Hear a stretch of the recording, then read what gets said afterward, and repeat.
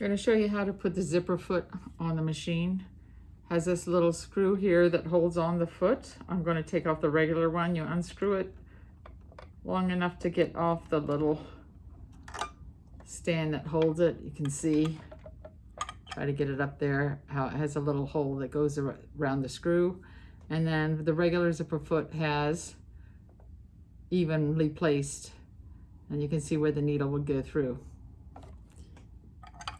This is a zipper foot.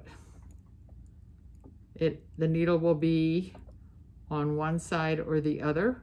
That can be controlled by loosening this little orange tag and sliding it to one side or the other. Usually I would like the zipper foot for me on the needle on this side, the outside. So it has the same little mechanism that holds it. You put it in and screw it on, and then you lock your zipper foot in with the orange.